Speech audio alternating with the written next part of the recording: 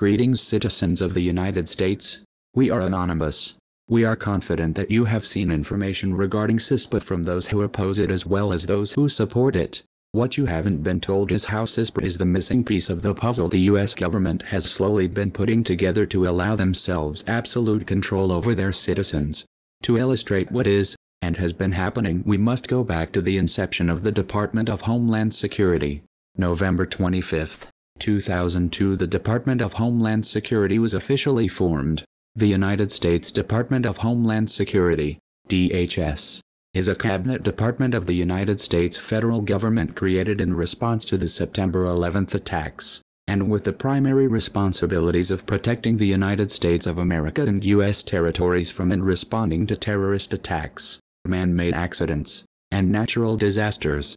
In fiscal year 2011 it was allocated a budget of $98.8 billion. Starting in 2003, DHS begins promoting the creation of fusion centers in every state. A fusion center is an information sharing center, many of which were created under a joint project between the Department of Homeland Security and the U.S. Department of Justice's Office of Justice Programs between 2003 and 2007. They are designed to promote information sharing at the federal level between agencies such as the Central Intelligence Agency, Federal Bureau of Investigation, Department of Justice, U.S. military, and state and local level government. As of July 2009, the Department of Homeland Security recognized at least 72 fusion centers. Currently, the National Security Agency is building a data center that will handle all of this data from the fusion centers and more. The Utah Data Center is a data storage facility being built for the National Security Agency that is designed to be a primary storage resource capable of storing data on the scale of yottabytes. It is designed to capture all forms of communication, including the complete contents of private emails, cell phone calls, and Google searches, as well as all sorts of personal data trails, parking receipts, travel itineraries, bookstore purchases, and other digital pocket litter. The planned structure is 1 million square feet, and projected to cost $2 billion when finished in September 2013. Currently only legally obtained and warranted, as well as public data on the Fusion Center network and databases are being assimilated and prepared for storage at the Utah Data Center. Since the creation of Fusion Centers, the government has been seeking the cooperation and participation of private sector businesses. The stumbling block to this is the United States Constitution. More specifically, the Fourth Amendment. The Fourth Amendment protects and ensures our privacy. In fact, its creation was for reasons exactly like this. Until now it has been effective at keeping the authoritarian leaders and their troops at bay. After numerous failed attempts to circumvent our Fourth Amendment rights, those same leaders drafted CISPA. What CISPA does is to allow private sector businesses to connect to the Fusion Center networks and offer up all of our private data without need of a warrant, without our permission, and even without our knowledge. It allows any agency of government and even any other private sector business to obtain this data simply by making a claim that it is in the interest of cybersecurity. There is no determination of proof required to substantiate this claim, which makes CISPA a violation of our Fourth Amendment rights. On December 31, 2011, Barack Obama signed the National Defense Authorization Act, or NDAA, into law.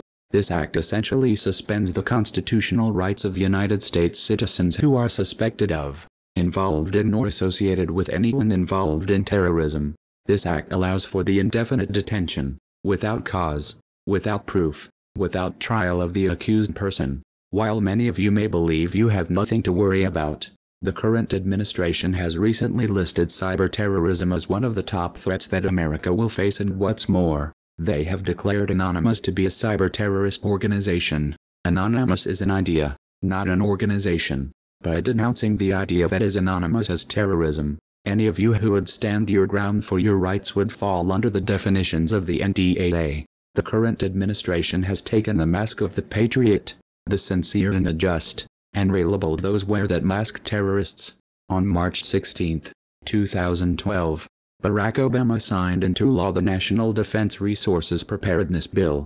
This bill allows the administration to effectively declare martial law and hand over control of our government, all of our resources, factory, food, water, housing and transportation to the Department of Homeland Security.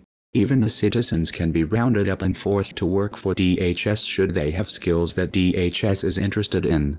All of these things combined with CISPA will allow the Department of Homeland Security to sift through all of our communications to build profiles on those who are patriotic and ready to defend our rights, detain them indefinitely, and should more people begin to stand up after that is in place, they will declare martial law and attempt to control us with sheer force. If you have any doubts, ask yourself why the DHS, a government department that only functions within our borders, has ordered 450 million rounds of 9mm hollow point ammunition. That is equal to 1.5 bullets for each and every citizen of the United States. Citizens, patriots, Anons, our time is now. Something very wicked this way comes, and it is being moved against us by the United States government. They are planning, they are expecting something. With the general strike of May 1st, 2012 rapidly approaching, be warned, those in power are not happy about us exercising ours. They will meet us in the streets that day, and they will meet us with force. They will attempt to arrest us, they will attempt to intimidate us. The time for laying down and allowing ourselves or our brothers and sisters to be arrested for exercising our rights is over. Should we be met with violence, as we surely will, we will rise up together to meet that violence on its own level and 100 times stronger. Whether the first shot against us that day rings out from New York, California, Texas, Wisconsin or Maine, we will stand united across this country and deliver the force necessary simultaneously in every city of this nation. We will storm the capitals, courthouses, the police stations, and occupy every municipality in the United States. When an act that violates our rights is perpetrated against us by anyone, that person is committing treason against our Constitution, and we must rise up now, and rise up fast. Justice must be delivered swiftly and severely. If we do not act soon, we will lose our opportunity. On May 1st, 2012 we will protest peacefully and within our rights. Let those who wish to silence us cast the first stone and give birth to the Second American Revolution. Let them know with certainty that enough is enough. That we are ready and we are going to fight back. We are anonymous. We are legion. We do not forgive. We do not forget. Expect us.